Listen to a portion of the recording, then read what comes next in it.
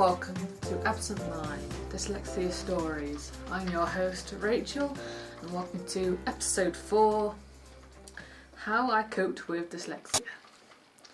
So before I continue, if you managed to see me or notice me looking down, I'm looking at my script right here.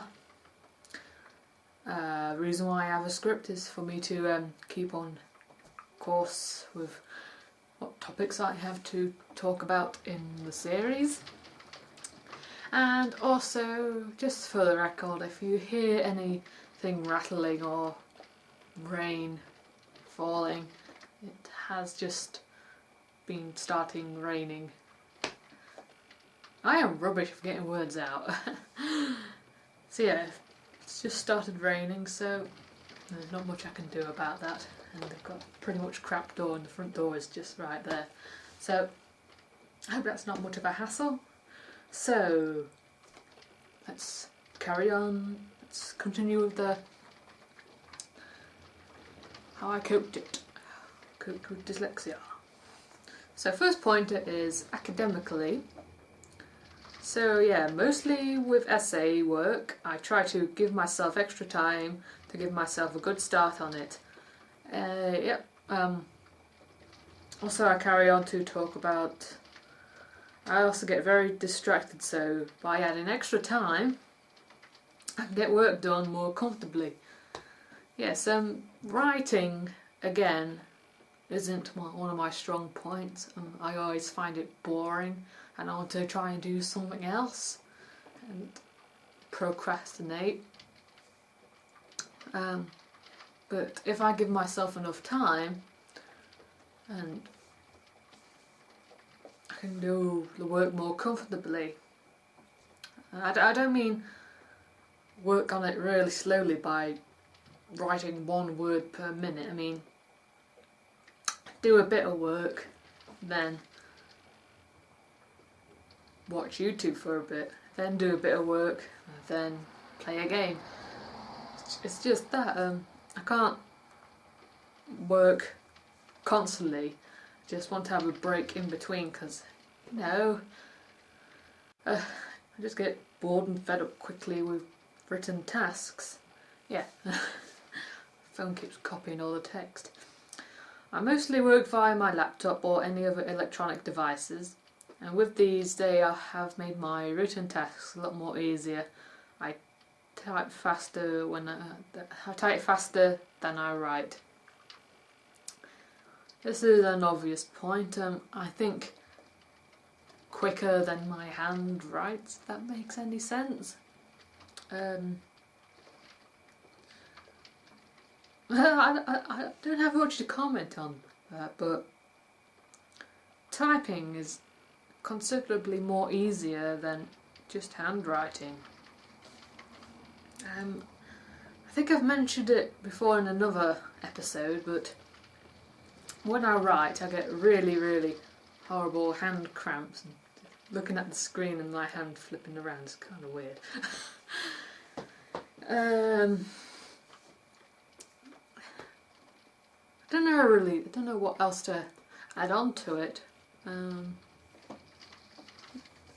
Yeah, but again, with a previous episode I did go on to talk about how much technology has made my life more easier to battle with dyslexia, and how I can do normal written tasks more easier without the hassle of getting a load of horrible hand cramps. Going on to the next point, everyday life. So what I've said, during my everyday life dyslexia doesn't seem to bother me as such, because I don't really do much reading or anything that interlocks with the troubles of disability. If someone is on the phone, I need to leave a message, I would need to write it down, which I've previously said in another video that I don't really have the best memory in the world, which is another trait that will interlock with dyslexia, because I'm going to say some or most dyslexics have a short-term memory. Now, not all of them are. I can't really speak for everyone, but I certainly have a really bad memory. I have an awesome long-term memory, but short-term memory is rubbish, and most of the time I always joke about saying that I have a memory of a goldfish. Because, you know that saying that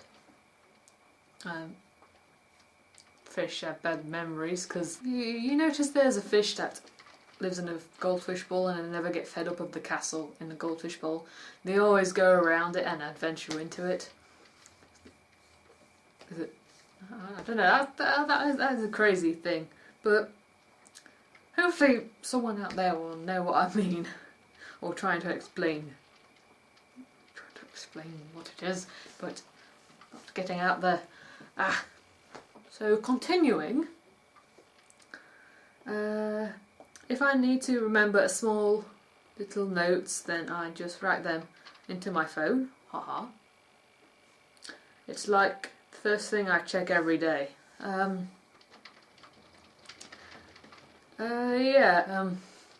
I need to remember a size, something like I'm going to buy a new bed quilt tomorrow, and I needed the size for my bed, and I can't really remember.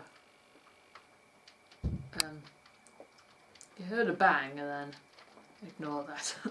I was talking about beds. Yeah, I can't really remember the size of my bed. I didn't remember it after when my dad told me about it. So I had to write it down, because no doubtably I'll forget it within that instant. And I actually did. Third point, I found out that dyslexia can be passed down from generation to generation, but no one in my family apart from me has it. So how can this be possible? Maybe it's a neurological issue? I have no idea, it's a complete mystery to me, and that's what I actually said.